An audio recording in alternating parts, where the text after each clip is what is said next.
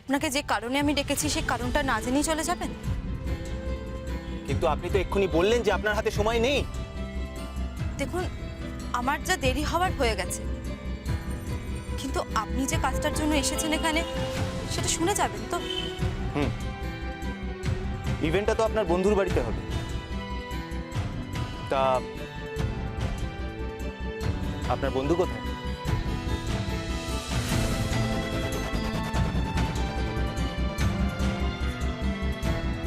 রিমি আসেনি। আসেনি? তাহলে আমাকে কেন ডাকলে? ম্যাডাম, আপনি বোধহয় আমাকে বুঝতে পারেন। আমার অনেক কাজ আছে, নষ্ট করার মতন সময় আমার হাতে নেই। প্লিজ। আমি রিমির জন্য আপনাকে ডাকিনি। তাহলে? আমি আপনাকে মিথ্যে কথা বলেছি।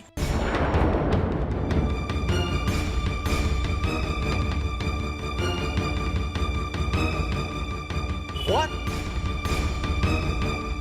তাহলে আপনি আমাকে এখানে কেন ডাকলেন? ফোন না থেকে আমার সময়টা নষ্ট করলেন। ম্যাডাম, আপনি কি আমার সঙ্গে খেলছেন?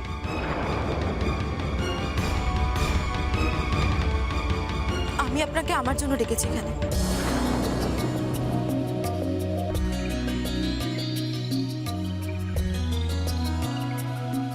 আপনি যখন কালকে আমাকে ডিভিডিটা দিতে এলেন, তখন আমি ভাবলাম আপনার সঙ্গে আমার আর কোনোদিন দেখা হবে না।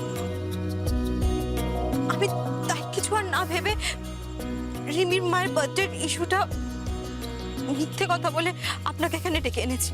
কিন্তু আপনি আমার সঙ্গে দেখা করবেনই বা কেন? আপনার সঙ্গে তো আমার কাজের সব সম্পর্ক শেষ। আমার যে আপনাকে দেখতে ইচ্ছে করছিল।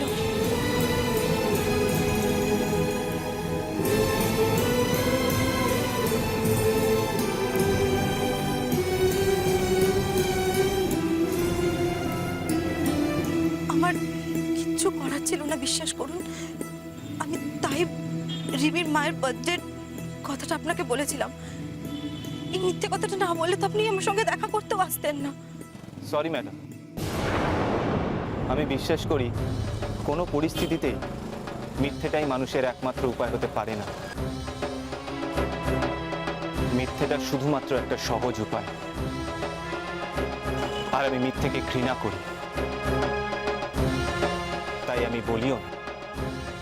আর যারা মিথ্যে কথা বলে তাদের আমি পছন্দও করি না।